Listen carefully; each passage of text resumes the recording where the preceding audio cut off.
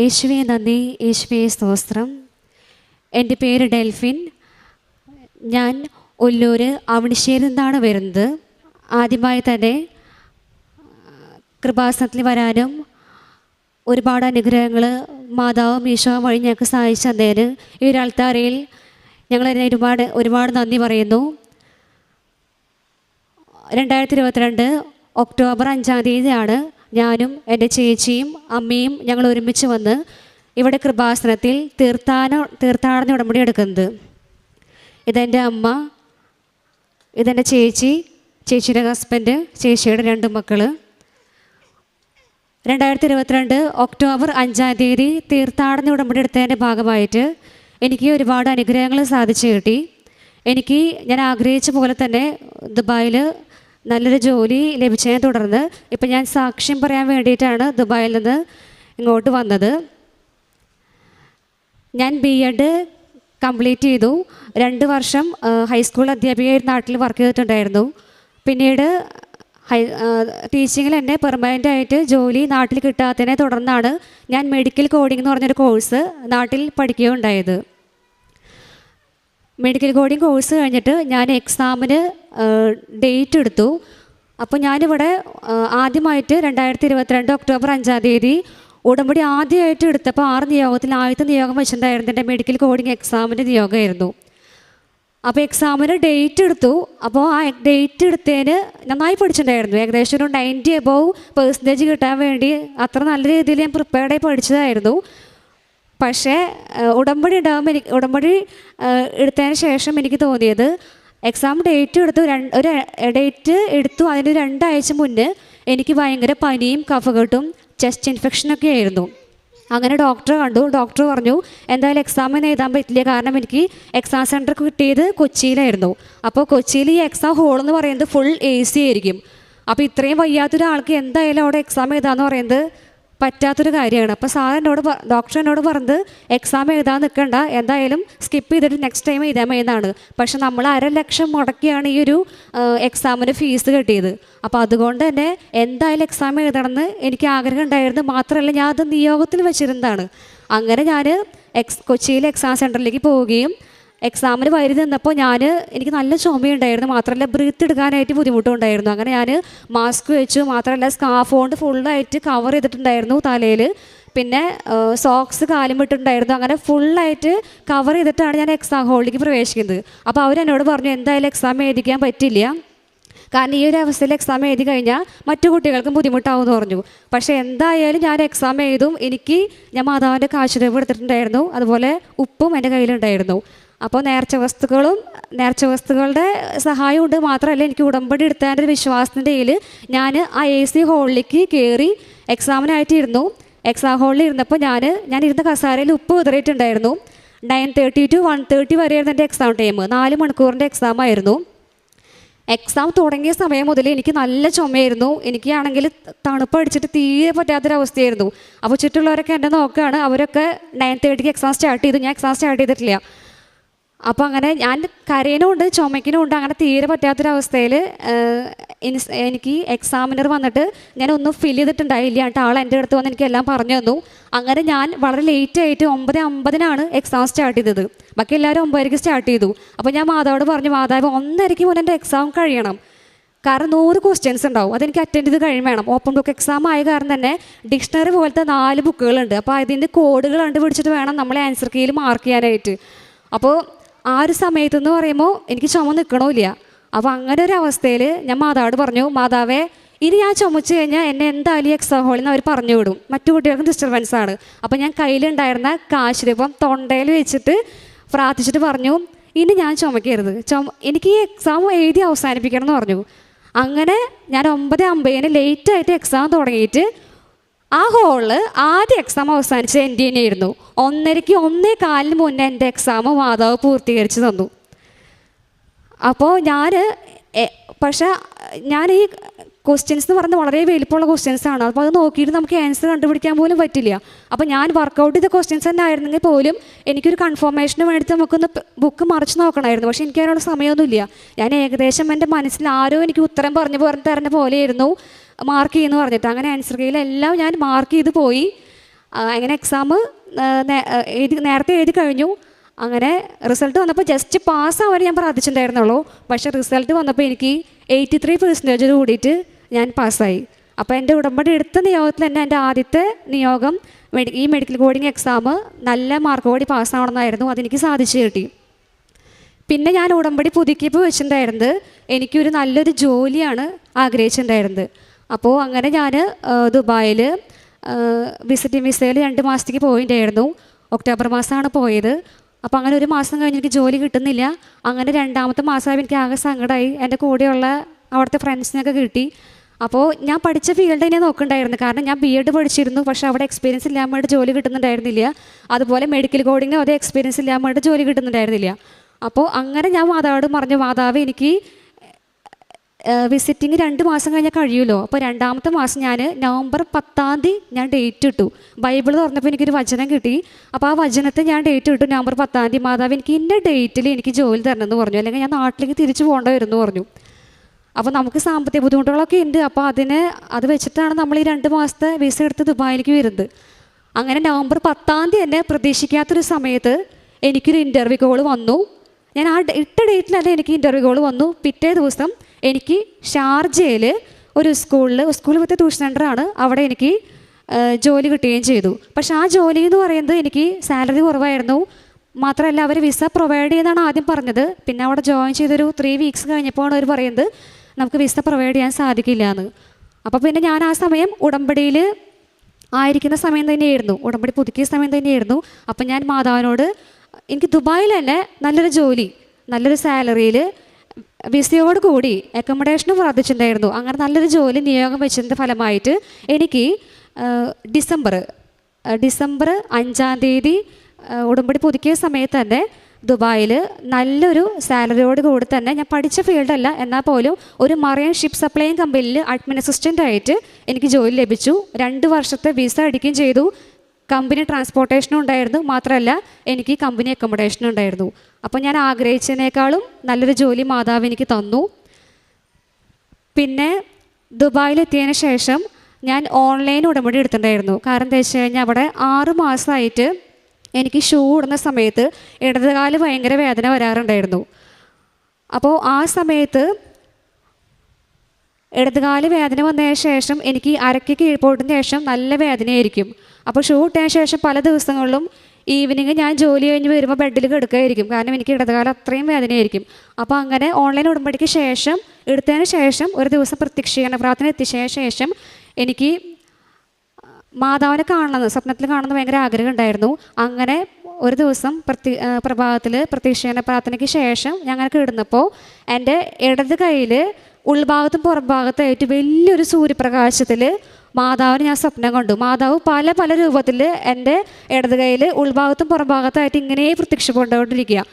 അപ്പോൾ ഞാൻ ആലോചിക്കുന്നുണ്ട് എന്തുകൊണ്ടാണ് മാതാവ് എൻ്റെ ഇടത് കയ്യിൽ പ്രത്യക്ഷപ്പെട്ടത്, എന്തുകൊണ്ട് വലത് കയ്യിൽ പ്രത്യക്ഷപ്പെട്ടില്ല എന്ന്. പക്ഷെ എനിക്കത് അപ്പം മനസ്സിലായില്ല. പിന്നെ ഒരാഴ്ച കഴിഞ്ഞിട്ട് ഞാൻ ഈ 6 മാസമായിട്ട് ഷൂ ഇടുമ്പോൾ വേദനയുള്ള കാരണം 1 മാസം ഇട്ടുള്ളൂ ദുബായിൽ. പിന്നെ ഞാൻ ഷൂ ഉപേക്ഷിച്ചൊക്കെയായിരുന്നു, എനിക്കിത് ഇടാൻ പറ്റില്ല എന്ന് വിചാരിച്ചിട്ട്. അങ്ങനെ മാതാവ് എൻ്റെ കയ്യിൽ പ്രത്യക്ഷപ്പെട്ടതിന് ശേഷം എന്നോട് ഒരാഴ്ച കഴിഞ്ഞപ്പോൾ ആരോ പറയുകയാണ് നീ ഷൂ ഇട്, നിനക്ക് വേദന വരില്ല എന്ന്. അങ്ങനെ ഞാൻ കുറച്ച് നാൾ കഴിഞ്ഞപ്പോൾ ഷൂ ഉപയോഗിച്ച് തുടങ്ങി.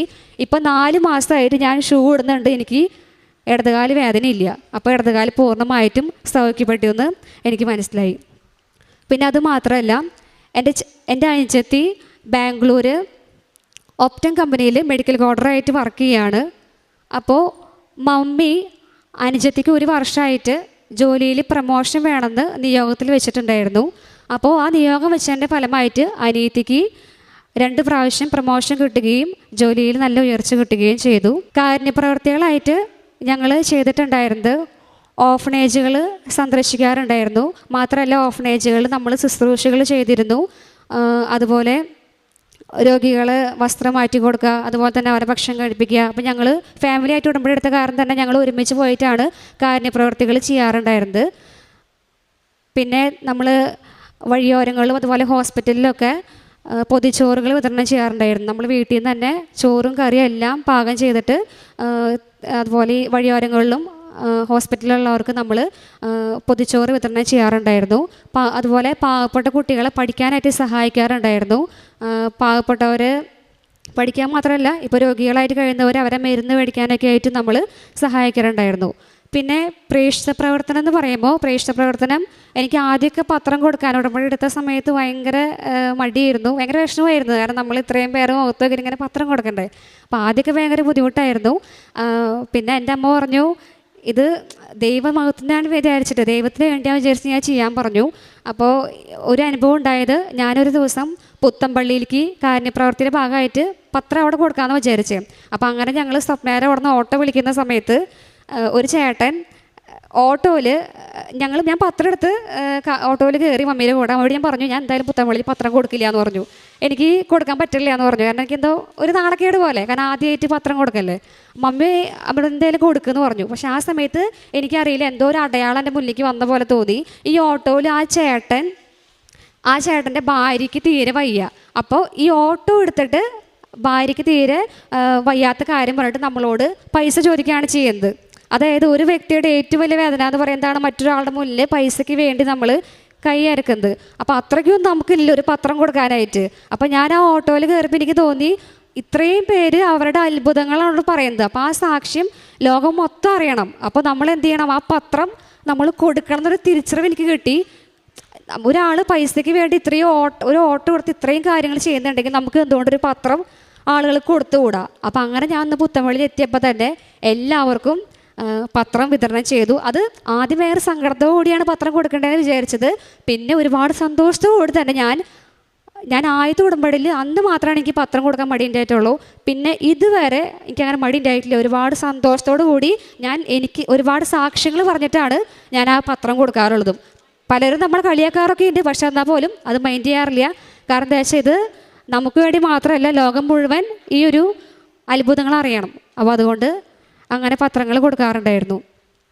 ഇനി ചേച്ചിയുടെ സാക്ഷ്യം പറയാൻ വേണ്ടി ചേച്ചിക്ക് കൈമാറുന്നു. എൻ്റെ പേര് അൽഫി, ഞാൻ കാട്ടൂരിൽ നിന്നാണ് വരുന്നത്. എനിക്ക് കിട്ടിയ ഉടമ്പടി നിയമങ്ങളാണ് പറയാൻ പോകുന്നത്. 2022 ഒക്ടോബർ 5-നാണ് ഞാൻ ഇവിടെ വന്ന് ഉടമ്പടി എടുക്കുന്നത്. അതിലെടുക്കുന്നത് വഴി ഞാൻ ആദ്യത്തെ നിയമം വെച്ചിരുന്നത് എൻ്റെ കഴുത്തുവേദനയായിരുന്നു. കഴുത്തുവേദന എന്ന് വെച്ചാൽ 2 ഭാഗത്തും കഴുത്തിന് 2 ഭാഗത്തും വേദന വരികയും ഒപ്പം നീര് വരികയായിരുന്നു. 3 വർഷത്തോളം ഏകദേശം ആ വേദന എനിക്ക് ഉണ്ടായിരുന്നു.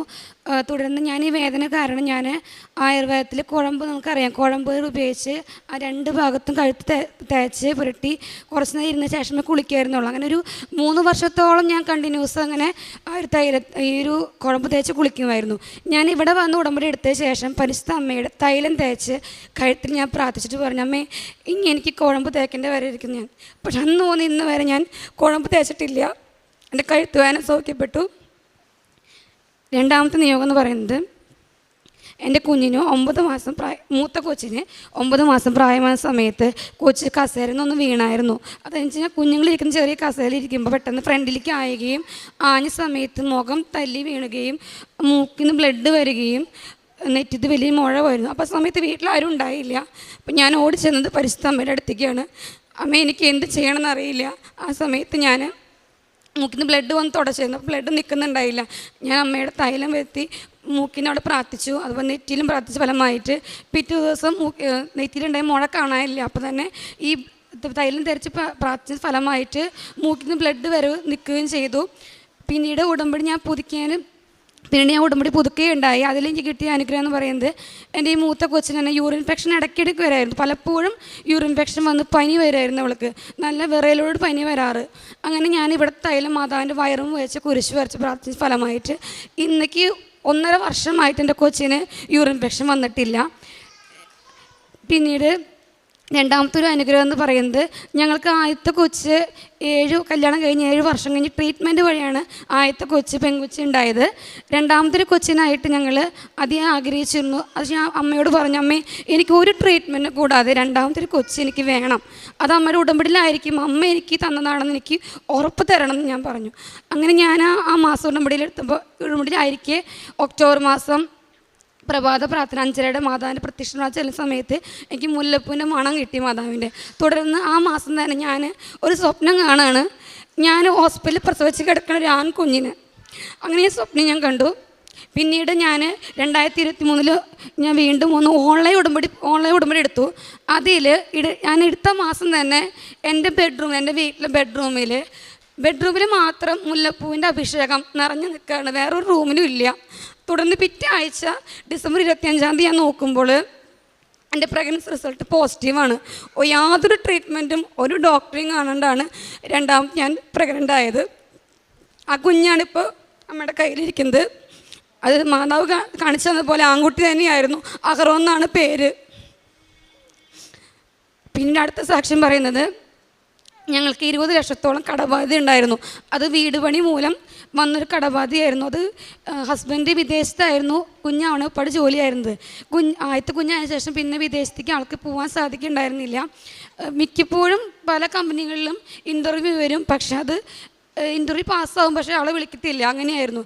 അങ്ങനെ ലാസ്റ്റ് ഉടമ്പടിയിൽ വെച്ച ഫലമായി പരിശുദ്ധ അമ്മ ഒരു ഓസ്ട്രേലിയ അടുത്ത് പപ്പൂനിയ എന്ന സ്ഥലത്ത് 4.5 മാസത്തേക്ക് ഒരു പ്രൊജക്റ്റ്, 1 വർഷം കൊണ്ട് നമുക്ക് അധ്വാനിച്ച് കിട്ടുന്ന പൈസ അതിന് ഇരട്ടിയായിട്ട് 4.5 മാസം കൊണ്ട് ഞങ്ങളുടെ കടം 20 ലക്ഷം തീർക്കാൻ ഒരു ഭൂരിഭാഗം മാതാവ് ആ 4.5 മാസം വർക്ക് വഴി തീർത്ത് ഇപ്പം ഞങ്ങൾക്കൊരു നിസ്സാരം ഒരു കടം മാത്രമേ ഉള്ളൂ. അത് പരിശുദ്ധ അമ്മ വീട്ടിൽ തരും, ഞങ്ങൾക്ക് ഉറപ്പുണ്ട്. ഈ ഒരു 4.5 മാസം പ്രൊജക്റ്റിന് വിളിച്ച അതേ സ്ഥലത്തേക്ക് തന്നെ ഭർത്താവിനും ഇനിയും വിളിക്കുമെന്ന് നെക്സ്റ്റ് ഇയറിൽ അവർ പറഞ്ഞിട്ടുണ്ട്. മാതാവിന് 1000 നന്ദി പറയാണ്. പിന്നെ അതുപോലെ തന്നെ ഈ പ്രഗ്നൻ്റ് ആയ സമയത്ത്, രണ്ടാമത്തെ കൊച്ചിൻ്റെ പ്രഗ്നൻ്റ് ആയ സമയത്ത് എൻ്റെ പ്രഗ്നൻസിയുടെ 7-ാം മാസം ഞാനിങ്ങനെ ഉടമ്പടി ഓൺലൈൻ പുതുക്കിയായിരുന്നു. ആ പുതുക്കിയ സമയത്ത് ഞാൻ അമ്മയോട് പറഞ്ഞു, അമ്മേ എൻ്റെ ഡോക്ടർ പറഞ്ഞത് ഓഗസ്റ്റ് 16 ഡേറ്റ് പറഞ്ഞിരിക്കുന്നത് ഡെലിവറിയുടെ. പക്ഷേ എനിക്ക് എൻ്റെ അമ്മ ഡേറ്റ് എടുത്ത് ഡോക്ടറായി വന്ന് എൻ്റെ പ്രസവം എടുക്കണം ഞാൻ പറഞ്ഞിരുന്നു.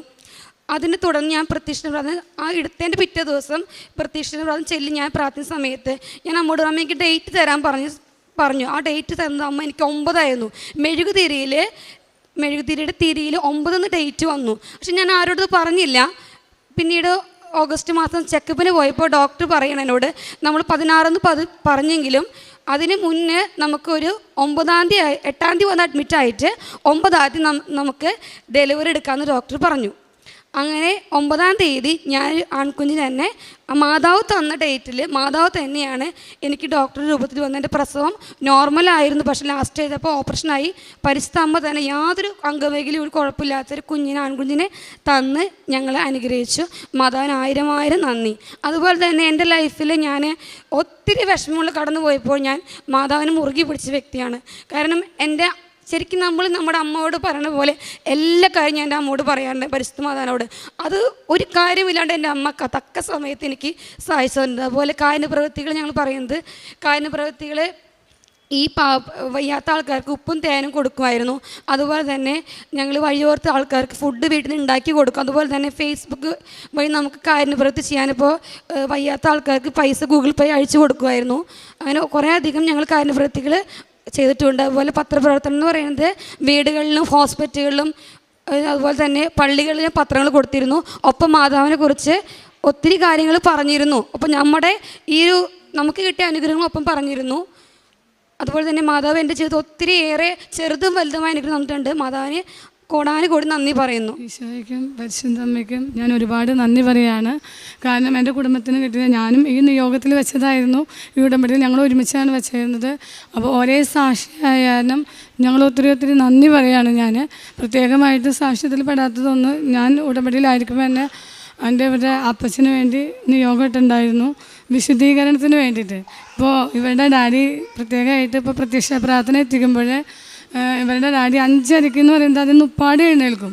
എന്നിട്ട് ആളെന്നെ കൈവിരിച്ച് ഞങ്ങളുടെ ഒപ്പം തന്നെ പ്രത്യക്ഷ പ്രാർത്ഥന എത്തിക്കുകയും നമ്മുടെ കുർബാനയ്ക്ക് ആൾ എൻ്റെ കൂടെ ഒരുമിച്ച് വരും.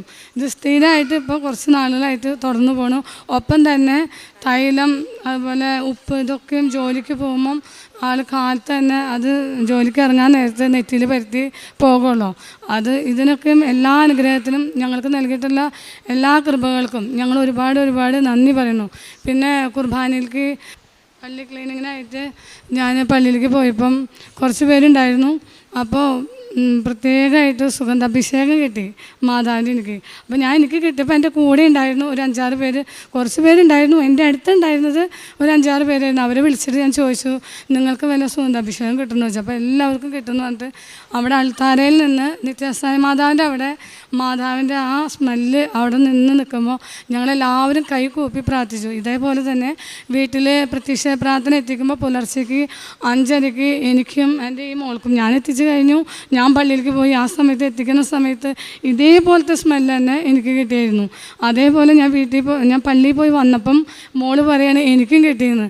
ഇത് ഞങ്ങളുടെ വീട്ടിലെ ഏറ്റവും വലിയ പരിശുദ്ധ അമ്മയുടെ എന്താ പറയുക നിറഞ്ഞിരിക്കുന്നൊരു അനുഗ്രഹമാണെന്ന് എനിക്ക് തോന്നി. കാരണം എല്ലാവിധ ആപത്തുകളിലും നമുക്ക് എത്ര സാഹചര്യങ്ങൾ വിഷമസന്ധികൾ വന്നാലും പരിശുദ്ധ അമ്മേനെ നമ്മൾ മുറുക്കി പിടിക്കുക, നമുക്ക് എല്ലാ കാര്യങ്ങളും നമുക്ക് കൂടെ സഹായിച്ചു കിട്ടും. കാരുണ്യപ്രവൃത്തി എന്ന് പറയുന്നത് ഞങ്ങളിപ്പോൾ ഗ്രൂപ്പായിട്ട് തിരിഞ്ഞിട്ടുണ്ട്. 10 ആളായിട്ട് ഞങ്ങളുടെ ഗ്രൂപ്പുണ്ട്. ഞങ്ങളെല്ലാവരും കൂടി ഞങ്ങൾ വൃദ്ധമന്ദിരത്തിലും ഞങ്ങൾ രോഗികളെ കാണാൻ പോവുക, ഹോസ്പിറ്റലിൽ പോവുക. ഒരുപാട് അത്ഭുതം ഉണ്ടാകുമെന്ന് പറഞ്ഞു വെച്ചാൽ തലവേദനയുള്ള ആൾക്ക് നമ്മൾ തൈലം പരത്തുക, നമ്മൾ ഉപ്പ് കൊടുക്കുക, അതൊക്കെ പെട്ടെന്ന് പെട്ടെന്ന് അവർ സൗഖ്യം കിട്ടലൊക്കെ ഉണ്ടായിരുന്നു. ഇതൊക്കെ ഒരുപാട് അവർക്കൊക്കെ നമ്മൾ തൈലം കൊടുക്കാനും ഉപ്പ് കൊടുക്കാനും നമ്മൾ അവർക്ക് വാങ്ങി കൊടുക്കും. നമ്മൾ വെച്ചാൽ അവർക്ക് ഇല്ലാത്തവർക്കൊക്കെ പിന്നെ രോഗികളായിരിക്കുന്നവരെ ഇല്ലാത്തവരൊക്കെ നമ്മൾ ഫോൺ നമ്പർ വാങ്ങിച്ചു കൊണ്ടുവരും. അത് നമുക്ക് പറ്റാവുന്ന ആൾക്കാരുടെ കയ്യിൽ നമ്മൾ ഈ ഫോൺ നമ്പർ ഞാൻ കൊടുക്കും. കാരണം സഹായിക്കാൻ പറ്റുന്നവർ സഹായിച്ചോട്ടെ എന്ന് വെച്ചിട്ട് അവർക്കൊക്കെ ഞാൻ ഈ നമ്പർ കൊടുക്കും, ആരെങ്കിലുമൊക്കെ അവരെ സഹായിക്കാൻ വേണ്ടിയിട്ട്. കൃപാസന മാതാവ് പ്രത്യക്ഷപ്പെട്ട ഈ ആൾത്താരയിൽ വന്ന് സാക്ഷ്യം പറയാൻ അവസരം തന്നതിന് മാതാവിനും ഞാൻ നന്ദി പറയുന്നു. എൻ്റെ പേര് അൻഷുൽ. ഞാൻ തൃശ്ശൂർ ജില്ലയിലെ ഇരിഞ്ഞാലക്കുട രൂപതയിൽ നിന്നാണ് വരുന്നത്. ഞാൻ 2022 ഇവരെ കൊണ്ട് 2-3 പ്രാവശ്യം ഇവിടെ വന്നിട്ടുണ്ട്. അപ്പോഴൊക്കെ എനിക്ക് വലിയ വിശ്വാസമൊന്നും ഉണ്ടായിരുന്നു ഇതിൽ. അപ്പോൾ എൻ്റെ ഭാര്യ പറഞ്ഞു, ചേട്ടൻ്റെ ജോലിക്കാര്യമൊക്കെ ഞാനിതിൽ വെച്ചിട്ടുണ്ട്. അപ്പോൾ ഞാൻ പറയും, ജോലിക്കാര്യം ഓക്കെ, നമ്മുടെ ഇപ്പോൾ സാമ്പത്തിക കടം എന്ന് പറയുന്നത് 20 ലക്ഷം രൂപയോളാണ്. അതെന്തായാലും ഇനി ജോലി ചെയ്തിട്ട് നമുക്ക് വീട്ടാൻ പറ്റില്ല, എന്തെങ്കിലും ലോട്ടറി അടിച്ചാലേ നടക്കുകയുള്ളൂ. അപ്പോൾ വൈഫ് പറയാറുണ്ട്, അതൊക്കെ മാതാവ് നോക്കിക്കോളും, നിങ്ങൾ ടെൻഷനൊന്നും അടിക്കണ്ട. അങ്ങനെ ഒരു ദിവസം നമുക്ക് ഒരു 2023 ജനുവരി 24 എനിക്കൊരു മെസ്സേജ് വരാണ്. നമ്മൾ പഴയത് വർക്ക് ചെയ്തായിരുന്ന ഒരു കമ്പനിയിലെ സൂപ്പർവൈസറാണ്. അൻഷലെ 1 മാസത്തെ ഒരു വർക്കുണ്ട്, പോരാൻ താല്പര്യമുണ്ടോ? യൂറോപ്യൻ കൺട്രിയാണ്, ഞാനിപ്പോൾ പ്രസൻ്റ്ലി അവിടെയാണ് ഉള്ളത്, താല്പര്യം ഉണ്ടെങ്കിൽ നാളെ തന്നെ പറഞ്ഞോളൂ എന്ന് പറഞ്ഞിട്ട് കമ്പനിയിൽ നിന്ന് വിളിക്കും. അപ്പോൾ ഞാൻ പറഞ്ഞു ഓക്കെ വില്ലിങ്ങാണ്, പോവാം. അപ്പോൾ എന്നോട് പറഞ്ഞു 1 മാസം, കൂടി വന്നാൽ 2 മാസം ഉണ്ടാവുള്ളൂ, കമ്പനിയിൽ നിന്ന് കോൺടാക്റ്റ് ചെയ്യും. അപ്പോൾ നിങ്ങൾക്കറിയാം, ഞാനപ്പോൾ വൈഫിനോട് പറഞ്ഞു ഇങ്ങനൊരു ചാൻസ് വന്നിട്ടുണ്ട്. അപ്പോൾ പുള്ളിക്കാരി പറഞ്ഞു എന്തായാലും മാതാവ് നോക്കിക്കോളും. അപ്പോൾ നമ്മുടെ മനസ്സിൽ എന്തായാലും യൂറോപ്യൻ കൺട്രിയിലല്ലേ, നിങ്ങൾ ഒരുപാട് സാക്ഷ്യങ്ങൾ ഇവിടെ കേട്ടിട്ടുണ്ടാവും, എല്ലാത്തിലും ഏകദേശം 1 കൊല്ലം 2 കൊല്ലം 3 കൊല്ലമൊക്കെ പേപ്പർ വർക്കിന് പിടിക്കും. പക്ഷേ ഇത് വെറും 10 ദിവസം കൊണ്ട് ഫെബ്രുവരി 4 എനിക്ക് മലേഷ്യക്ക് ടിക്കറ്റ് ആയിരുന്നു, അവിടെ നിന്ന് മെഡിക്കൽ കഴിഞ്ഞു. ഫെബ്രുവരി 16 ഞാൻ പപ്പു ന്യൂഗിനി എന്ന കൺട്രിയിൽ ജോയിൻ ചെയ്തു. അതുമാത്രമല്ല, നമ്മൾ സാധാരണ എല്ലാവരും യൂറോപ്യൻ കൺട്രിയിലോട്ട് പോയി കഴിഞ്ഞ് കഴിഞ്ഞാൽ 2 കൊല്ലം 3 കൊല്ലമൊക്കെ കഴിഞ്ഞിട്ടാണ് വരാറ്. ഇത് 1 മാസം കൂടുമ്പോൾ 10 ദിവസം ലീവാണ്. അങ്ങനെ 4 മാസം ഉള്ള ഒരു വർക്ക് എനിക്ക് കിട്ടി. ആ വർക്കിനോട് അനുബന്ധിച്ച് നമുക്ക് കിട്ടി നല്ലൊരു സാലറിയും കാര്യങ്ങളും പാക്കേജുകളൊക്കെ എല്ലാം ആയിരുന്നു. അതുകൊണ്ട് ഏകദേശം നമ്മുടെ എല്ലാ കടങ്ങളും ഒരു 90% ഈ ജോലിയോടുകൂടി എനിക്ക് വീട്ടുവാൻ സാധിച്ചു. ഞാൻ 2-3 കൊല്ലമായി വിദേശത്ത് ജോലിക്ക് ശ്രമിക്കുന്നുണ്ടായിരുന്നു. പക്ഷേ മാതാവ് എനിക്ക് കറക്റ്റ് നമ്മുടെ ആഗ്രഹങ്ങളല്ല, മാതാവിനെ നിറവേറ്റേണ്ട മാതാവിനൊരു സമയമുണ്ട്, ആ സമയത്ത് മാതാവ് നമുക്കെല്ലാം തരും എന്നെനിക്ക് ആ ജോലിക്കാര്യത്തിൽ നിന്നും വളരെ വ്യക്തമായി മനസ്സിലായി. ഞാനിപ്പോൾ എൻ്റെ ഭാര്യയുടെ അടുത്ത് പറയാറുണ്ട്, നമുക്കിപ്പോൾ എല്ലാം മാതാവ് യഥാസമയം നമുക്ക് തന്നുകൊള്ളും. എനിക്കും എൻ്റെ കുടുംബത്തിനും തന്ന എല്ലാ അനുഗ്രഹങ്ങൾക്കും കൃപാസന മാതാവിനോട് ഞാൻ നന്ദി പറയുന്നു.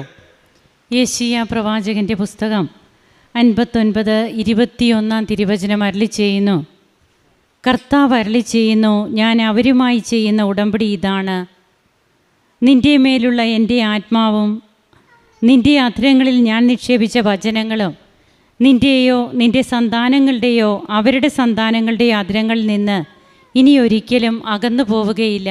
കർത്താവാണ് ഇത് അരുളി ചെയ്യുന്നത്. ഇവിടെ ഒരു കുടുംബം മുഴുവനും, അതായത് ഒരു കുടുംബം എന്ന് പറഞ്ഞാൽ അമ്മയും 2 മക്കളും, അപ്പോൾ 3 കുടുംബമാണ് ഇവിടെ ഇപ്പോൾ വന്നതെന്ന് സാക്ഷ്യപ്പെടുത്തുന്നത്. അമ്മയും അതുപോലെ 2 മക്കളും ഉടമ്പടി എടുത്തു. അതിനോടൊപ്പം തൻ്റെ ഒരു മകളുടെ ഹസ്ബൻഡും. അപ്പോൾ അവരൊക്കെ ഓരോ സാക്ഷ്യങ്ങളാണ്, ഓരോ കുടുംബത്തിൻ്റെ സാക്ഷ്യങ്ങളാണ് ഇവിടെ പങ്കുവെച്ചത്. അതുകൊണ്ടാണ് ഇത്രയേറെ സമയം നാം കൊടുത്തതും. അതുപോലെ തന്നെ കാരുണ്യ പ്രവർത്തികൾ, പ്രേക്ഷിത പ്രവർത്തനം, അവരുടെ വ്യക്തിപരമായ ജീവിതത്തിൽ വന്ന മാറ്റങ്ങൾ, പ്രാർത്ഥന, ആത്മീയ ജീവിതം, ഇതൊക്കെ ഓരോ കുടുംബവുമാണ് ഇവിടെ പറഞ്ഞത്. ഇന്ന് നാം കേട്ട തിരുവചനം പോലെ നിൻ്റെയോ നിൻ്റെ സന്താനങ്ങളുടെയോ അവരുടെ സന്താനങ്ങളുടെയോ അധരങ്ങളിൽ നിന്ന് എൻ്റെ വചനങ്ങൾ ഞാൻ മാറിപ്പോവുകയില്ല എന്ന് പറയുമ്പോൾ ഇന്ന് കുടുംബങ്ങൾ എങ്ങനെയാണ് സ്ഥിരപ്പെടുന്നത്?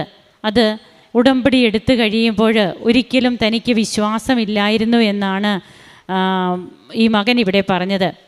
അതായത് വിശ്വാസമില്ലായിരുന്നു പറഞ്ഞാൽ ഇതൊക്കെ എങ്ങനെ സംഭവിക്കും, അതുകൊണ്ട് മാത്രം. എന്നാൽ ആ മകൻ്റെ അവരുടെ കുടുംബത്തിൻ്റെ കടബാധ്യതകളൊക്കെ എങ്ങനെ മാറുന്നു. അതുപോലെ ഡെൽഫിൻ നിജോ, ആ മകൾക്ക് ഉടമ്പടിയിലൂടെ ലഭിച്ച കൃപകൾ, ജോലി സാധ്യതകൾ, ഇതൊക്കെ എങ്ങനെയാണ്. അതുപോലെ തൻ്റെ സൗഖ്യം, ലൈസ വിൽസൺ എന്ന് പറയുന്ന മകള്, ആ മകളുടെ ഓരോ അനുഭവ സാക്ഷ്യങ്ങൾ ഇവിടെ പറഞ്ഞു. അങ്ങനെ കുടുംബം ഒന്നിച്ച് ഇന്നിവിടെ സാക്ഷ്യപ്പെടുത്തുമ്പോൾ ആൽഫിൻ അൻഷ്യൽ കാട്ടൂരിൽ നിന്നും ആ മകളും ഇവിടെ വന്ന് അനുഭവ സാക്ഷ്യമൊക്കെ പങ്കുവയ്ക്കുമ്പോൾ എങ്ങനെയാണ് ഇന്ന് തങ്ങൾക്ക് ഉടമ്പടി ജീവിതം ഏറ്റവും അനുയോജ്യമായിട്ടുള്ള, ഈശോയുമായിട്ടുള്ള ബന്ധത്തിന് ഉടമ്പടി ജീവിതം ഏറ്റവും അനുയോജ്യമാണെന്നുള്ളത് തങ്ങളുടെ കുടുംബം ഒന്നിച്ച് തങ്ങൾക്ക് എങ്ങനെയാണ് മനസ്സിലായതെന്നുള്ളതാണ് ഈ അനുഭവ സാക്ഷ്യത്തിൽ ഈ മക്കൾ ഇവിടെ പങ്കുവയ്ക്കുന്നത്. അപ്പോൾ തീർച്ചയായും തൻ്റെ ഭക്തർക്ക് അവിടുന്ന് ആഹാരം നൽകുന്നു, അവിടുന്ന് തൻ്റെ ഉടമ്പടിയെ എപ്പോഴും അനുസ്മരിക്കുന്നു എന്ന് 111 സങ്കീർത്തനത്തിൽ തിരുവചനം അരുളി ചെയ്യുന്നുണ്ട്. ഇവിടെ തൻ്റെ ഭക്തരോടൊപ്പം എങ്ങനെയാണ് ദൈവം കൂടെ വസിക്കുന്ന അനുഭവമായിട്ട് ഓരോ കുടുംബത്തിനും മാറുന്നത് എന്നുള്ളത് നാം പ്രത്യേകം ശ്രദ്ധിക്കണം. അങ്ങനെ ഇന്ന് ഉടമ്പടിയിലൂടെ എടുത്ത ഈ ഒരു ഉടമ്പടി ശൃംഖല എന്ന് തന്നെ പറയാം. ഇതിങ്ങനെ കുടുംബങ്ങളിലൂടെ പരിശുദ്ധ അമ്മ യാത്ര ചെയ്യുകയാണ്. ഈശോയെയും കൊണ്ട് അമ്മ നമ്മുടെ കുടുംബത്തിലേക്ക് കടന്നു വരികയാണ്. അമ്മയുടെ സാന്നിധ്യം എങ്ങനെ ഈ ഓരോ മക്കൾക്കും ഉണ്ടായി, സുഗന്ധാഭിഷേകമുണ്ടായി, അമ്മയെ സ്വപ്നത്തിൽ കണ്ടു, അമ്മയുടെ സാന്നിധ്യം അനുഭവിച്ചു. ഇതൊക്കെ പറയുമ്പോൾ ഇന്ന് സഞ്ചരിക്കുന്ന അമ്മ, നമ്മുടെ കുടുംബത്തിലേക്ക് ഇറങ്ങി വരുന്ന അമ്മ, അമ്മയുടെ സാന്നിധ്യം എപ്പോഴും നമ്മോടൊപ്പമുണ്ട്. നമുക്ക് കരങ്ങളടിച്ച് ദൈവത്തെ മഹത്വപ്പെടുത്താം, ആരാധിക്കാം. ഈശോയ്ക്കും അമ്മയ്ക്കും നന്ദി പറയാം.